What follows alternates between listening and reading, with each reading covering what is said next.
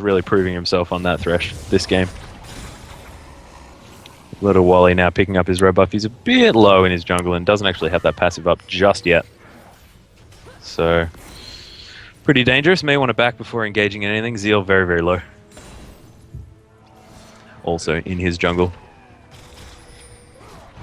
Oh, Little Wally actually coming around for the blue steal though. Zeta here just to coax him out of the way there.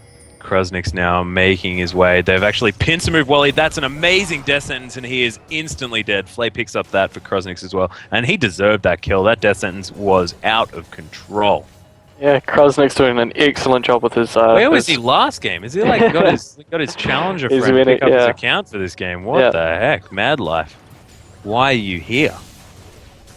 But looks like this turret's going to take a bunch of damage. Gamma Tempest not very able to take this one down 1v3 on his own, so this turret taking a bunch of damage. Oh, Sunny actually disconnecting again, so we're going to see a pause coming out just after the dash after Mr. Gonzo from Gamma Tempest. Apparently New Zealand's net is OP. Well, I know for a fact mine is OP, but... oh, well, la-dee-da. La-dee-da. Everyone, if you want to talk about really cool internet, Braddle's here. Braddles. Yeah, he's the guy. I haven't been going on about my MBN at all. You know, that was yesterday. Not this time. It's neither here nor there, no. Let's just have a look at the CS. We've got Renekton with a 30 CS lead, also a 302. That guy is a complete menace. Gragas also now pulling ahead 201, 113 CS with a 30 CS lead up on Yasuo in mid, who's 0-2-0, so not having the best game as of yet. Yasuo also great in the late game, so if they can hold on, I mean, potentially he can do some work towards the later side, but it's not looking great at this point. He's looking and he's going for that Blade of the Rune King. Wow. Yeah, so I just noticed that myself, yeah. What do you think about that? I mean, not utilizing the fact that he gets double crit chance from all of his crit, not wanting to get that static shiv, which is so... Oh, meanwhile, the fight breaking out. Actually, Gamma Tempest gets jumped on by Cookies. Has to flash and dash out of the way. Not enough, though. He gets obliterated. Now Zeal and Kruznik's in a very awkward position. Now Zeta is getting engaged on as well. Is the explosive cast going to come out? There's a lot of grouped up people that could potentially happen. Kruznik's goes down first. There's the explosive cast. Not enough damage, though. Now it's the Pocket Dragons really pulling it out, and it's a double kill for Cookies. Like we were saying, he's really strong in the late game, but getting 2 kills and an assist, that's really, really going to help you get there. Yeah, and maybe Snow in the top lane just going to take this turret. Yeah. They're going to lose mid, though. I don't think this is a good trade, especially after losing 3 in that team fight. And Habibi's ran out of creeps as well. Now Sunny actually keeping him under that turret. Has to slice through, but now he's not going to have enough health to really trade effectively. So a little bit of a misplay has really put Pocket Dragons back into this game. No dice, you could say. You could. Slice, but no dice. Hey! Oh dear God! You're a funny guy, Brad. You've already told me this tonight. You don't need to. Don't need to keep reiterating. I just want to ruin your ego, you know, with my potentially facetious comments about how funny you are. And now we see Blue Team pinging out the dragon. Looking to get wanting to extend. They've still got a 4K gold lead, so they're still ahead, even after that slight misplay just before. And they are going to pick up this dragon, extending that another K. So. Not too bad. 5k gold lead. They are going to want to posture for this fight, though. If the flash forward into the death sentence actually lands as well, into the flay as well. Wow, little Jeffy didn't even have a chance to pop his ult. He didn't actually have his ultimate up because of the last team fight. He also had to use it. But now Zeta putting some damage down onto Wally. The flash out of the way, in fact. Not sure whether Wally's passive was back up, but I think even if it was, he would have just died under that turret. We've got a little boomerang blade trying to clear out these creeps in order to protect this turret, but that turret's going to go down. That's just dead. So that was a really, really nice pickup. And Kruznik's is just showing some amazing mastery of Thresh. That flash death sentence, just picking off any target that he wants. Wow, really, really nice work. And they're just going to pick up this top tower as well. This is an amazing rotation. Really, really smart work. And that's 2 objectives off 1 kill.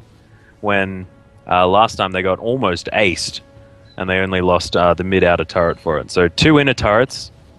And that's just really, really nice play coming out from Requiem, and they've extended to a 7k gold lead. Yeah, Kruznik's doing an excellent job with the flash death sentence. I was about to say Mad Life, is that you? Yeah, absolutely, man. Doing a result of that, just being able to take 2 objectives, just like you said. Yeah, it's really, really well done.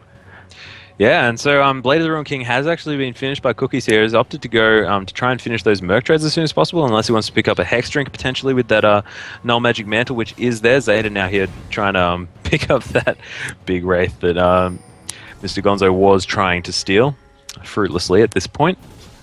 Manamune being finished up by Jace as well, which is going to spike him out when it turns... Manamune, and it turns into the Muramana? Yeah, Muramana. Haven't been seeing that item very much, so I've forgotten what its name is. But when it does transform into that item, when it's fully stacked, he will have a quite significant damage spike, as well as a lot more mana in order to throw out those shock blasts. Oh, Death Sentence just scraping Alistair's bum just there. Very, very lucky. Ward being placed over the wall to stop that from happening yet again. Wow, Zeta being caught out though. Zeal is here to help. And wow, the Assault and Battery coming down. No mana on Mr. Gonzo. Actually, the Explosive Cast pushing him into that wall for an easy flash over.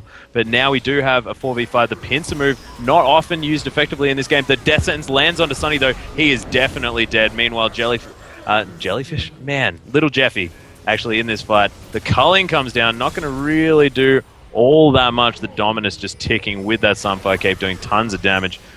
Vault Breaker comes through. Mr. Gonzo not going to die to that one. The Lantern is actually there to try and get out Gamma Tempest, but Cookies is here on top of him.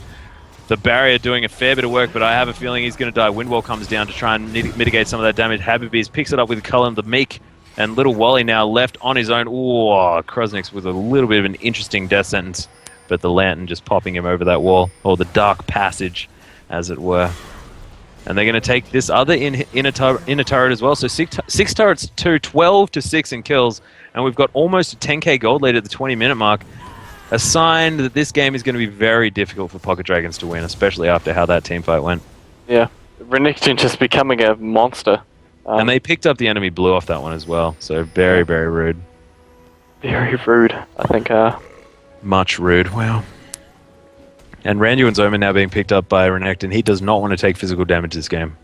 I thought it might have been that Spirit Visage, because it does have a fair bit of synergy with Renekton's kit, but no, he wants to just make sure that this this largely physical-based team gets mitigated as soon as possible, which is definitely the intelligent choice. Considering the only magic damage they have is a little bit of Alistair and a little bit of Zac. But not a really large amount, considering they're both tanks and supports, respectively. Renekton actually just noticed that Renekton has 6 of the 12 kills for Requiem now, and a lot of farm to back it up, so... Yeah, he is a monstrous, monstrous crocodile, and we can understand why it's been banned every game up until this point. Absolutely. But yeah, actually, someone asking in chat about why Muramana has been falling out of favor a little bit, and that's because of the changes to tier, making it much more difficult to stack before it does become that Manamune. I think the Manamune itself is actually a little bit more difficult to stack as well. So takes a little bit longer for that item to actually become effective, which is why it's stopped seeing a lot of play, which is sort of the end of Jace and Blue Ezreal alike. Oh, nice Blue shield there. Blue Ezreal died when Lizard Elder got buffed. Well, Lizard Elder got nerfed as well, I think. Oh, that's true, that's true. Maybe, I don't know. Triforce also got buffed, which made Ezreal in his original form a lot better. That being said, we've got a fair bit of damage coming down here. The siege potential coming out of these guys still incredibly healthy. The double barrel now coming down onto these, the two of Cookies and Little Jeffy. Little Jeffy actually managing to heal a little bit of that damage up, but these barrels are just going to keep on coming, even if the boomerangs are coming out. Death Sentence throws out into the abyss. Oh, and another very, very nice spell shield in order to stop that one. Did you ever notice... Oh, Habibi's actually popping the Dominus, actually slicing, dicing all the way through. Cookie's in with a very, very nice ult. Zeta getting taken down very low. Cookie's picking up that kill. The box coming down in order to stop these guys from moving around too quickly. Little Jeffy now taking a bunch of damage. The passive has been popped by Little Wally as well. And Gamma Tempest throwing out the ultimate. The culling coming through, but... I'm not sure. Little Wally manages to make it out alive just before all of his bloblets, which were on very, very low health, were taken out. So very, very nice. Oh, Sam actually getting obliterated. Gamma Tempest throwing out the burst damage. That was amazing. The Sheen procs doing a lot of work. Mr. Gonzo now very, very low on health. Throws out a spell shield for almost no reason, but we've got a back out call being thrown a lot. They want to pick up that dragon and get out of here. They do not want to have a full health Little Wally coming back in, especially not with her bibbies gone out of this fight. But we are going to have a dragon potentially being picked up by pocket dragons as well here, just because they have made it back with full health before. Oh, Zeal actually being taken down very low, and they know now that this dragon is definitely for free. Are you saying Habubis, by the way? Habibis! Oh dear. Come on, what's wrong with Habibis? Oh, tried to go for the barrel into explosive cast combo in order to burst down that dragon, but not quite enough. The smite coming down, and yeah, little Wally not having any part of that. He's just going to smite that one away. Do you ever notice on the back of Thresh when he's running around, there's that little skull moving its mouth up and down? I just noticed that. Oh, cool. I'm glad you're like concentrating on the important aspects of this game. and on that note, we see the Yasuo finally building into some crit chance. So yeah, static shiv. Yep. And do we reckon he's going to go for the last whisper after that, or is he going to go straight for Infinity Edge and just make sure he maximizes as much of that crit as possible? I have a feeling that's the idea that they want to go for. I mean, yeah, it's like, yeah, it's usually I mean, myself, I personally rush the static shiv over Blade, but I guess he needed the sustain maybe against the Gragas. Oh, I think it's just personal preference, to be honest. I like rushing static shiv on Yasuo just because the synergy is just so great with the extra movement speed and the crit chance and the attack speed. Oh, it's all just really, really good. So is just a really great item. But I mean, the sustain is also great. So Cookie's really looking for that bit instead. But I think it's definitely personal preference, and I probably would have gone still for the static shiv. That's just me. Seems to have been working out. He is 5-3-1. Has finally finished off that static shiv as well. So the power spike coming in. He is 46 CS down. So Gragas really doing some work there and opting to go for the same build on Gragas that he did on Orianna in the last game. Going what looks for the Void Staff, and we've got a very early Baron coming in now. 14-7 in kills, and they're going for Baron at 25 minutes. This is very dangerous. Potential throw here. We do have in the top lane Mr. Gonzo going back, so not going to be able to actually throw in any Thrill of the Hunt in order to Thrill of the Hunt. That's the wrong move, but the ultimate in order to do any chasing or potential stealing, and that was just taken for free. Really, really nice play coming out of Requiem. A bit dangerous, but paid off. Yeah, so that's going to further increase their gold lead to a almost 10k gold lead now with all turrets as well. Absolutely. Not a fun time. And it's on the hunt, not Thrill of the Hunt. It is on the hunt, yeah. It was really confusing the other day. There was a Rengar and a Sivir in the same game, and the same team as well. It's just like, okay. Hey, that was the game I was playing. I was too. Yeah, there it is. Anyway, Cookie's picking up the red buff, not opting to give that to Sivir. They just want to give that to Yasuo, who was definitely carrying up to this point. But with a Baron on the enemy team, it's looking very dangerous. That being said, the selling of the Amp Tomb and the pickup of the needlessly large rod, Zeta deciding that he just wants more damage now. He's noticed that there isn't very much magic resist on the enemy team, so he's just going to throw that away, build straight for a death cap, which is the decision that I would have preferred, to be honest. Yeah. And Black Cleaver being finished up as well by Renekton. He is a very chunky crocodile. Probably a Spirit Visage to further complement the build as well. That Negatron cloak. I find it very interesting that Vi has opted to go for a Spirit Visage instead of getting any armor first. That's sort of the first main item after Ancient Golem is going to be a Spirit Visage, which is very odd considering a severe lack of any magic damage on the enemy team. But look, they're still winning, so it's fine. 9.5k gold. And they're just going to siege up this turret, and with the extra regen provided by that Baron buff, it's going to be very, very hard for Pocket Dragons to hold on here. Oh dear. So yeah, Shock Blast not actually doing anything, and they're just waiting for creeps. But I think that Habibus really needs to actually get in there under the turret and do some work, otherwise they're just going to keep clearing these waves. Of course, Civ are very, very good at that wave clear. She's opting to go for a Trinity Force as well by the look of it, so Trinity Force Sivir. That's the thing. That could work. Doesn't really have quite as many spammable spells, but Triforce is just a good item, so I can't really fault her for that. Generally, you want to go for that more Archer build, you know, the getting that last Whisper after the Bloodthirster. That's normally the assumed method. Even static shiv, Even items static like shiv that. for the yeah the Super wave clear. Oh, we got Talisman of Ascension actually being popped, and the Dominus being popped as well. Assault and Battery coming down straight on top of, I think it was Cookies, because they know that he's doing the majority of the damage. Kruznik's actually getting taken out incredibly low. Sunny's going to finish up that kill, and they are so low here as well. Incredibly deep under this turret. Wow. Zeta actually picking up that kill under the Nexus turrets. So doing a lot of work. Little Wally now taking tons of damage from her bibbies. That guy is so huge. Wow, so close to popping that passive there was Gamma Tempest with that cheeky W. Oh, and there's the Slice and Dice in on top of Cookies. Sun actually taking a bunch of damage as well, but they just cannot finalize any of these kills. It's been support for support so far, and that dive really nicely taken away from Requiem by Pocket Dragons. Really nice work. But Requiem's still in a really good lead, over 10k gold now. And Well, it's under 10k, but yeah, they are still at a very nice lead. Sorry. That's alright, they don't teach very much maths in New Zealand, do they? Oh, okay. Sorry, that was unnecessarily That was rude. really I unnecessary. really apologize. I got a friend of mine who's from New Zealand, and he's way smarter than me, so I like to make jokes about him not being as smart. I'm sure there's I'm a lot just of used New to it, you Zealand know how it viewers. is. Yeah, there's probably a lot of them that are way smarter than I am. It's not hard though, guys. Really, don't give yourself too many pats on the back. Anyway, let's take stock of this game. As it stands, we've got a dragon being picked up now, which will potentially push us over that 10k gold, as we were saying, and there it is. No, not quite. 200 gold off, so 9.8k, which is a massive lead, and we just need Requiem to make some decisive decisions.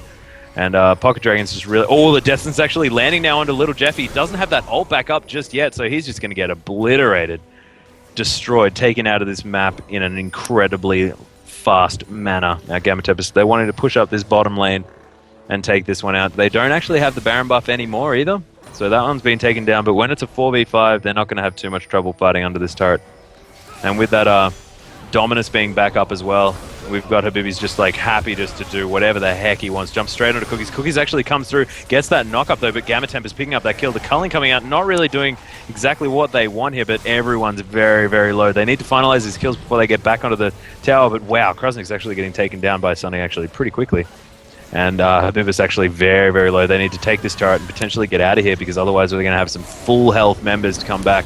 Oh, Sunny actually, no, he's going to get taken down. Actually, the turret being taken down by Zeal as well. Little Wally now back with full health. Gamma Tempest actually very, very low. Manages to pop the passive.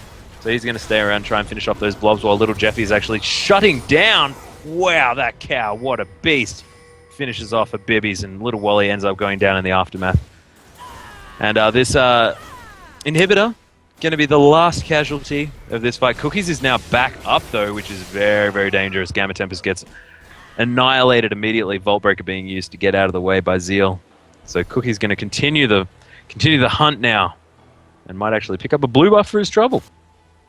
So that actually went quite well for Pocket Dragons, but the turret going down in that bot lane, not going to be the greatest for them. Won't need to worry about that siege, and it's now being pushed up to an 11k gold lead. So obviously not really working out too well in the favor of Pocket Dragons, but they did end up saving their inhibitor, which I would call a win on their part. A win. A small victory. You got to take your small victories, mate. We see Lucian looking to build into a Blade of the Ruin King, which is a very interesting item pickup for Lucian.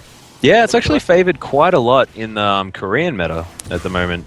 Often they'll go Triforce into Blade of the Ruin King, just because it does mean that he has a lot of dueling power and a lot of mobility as well. With the Phage proc from Trinity Force on top of the extra movement speed from Blade of the Ruin King really gives him a lot of freedom to move around the battlefield. Plus the extra health really helps him from getting bursted.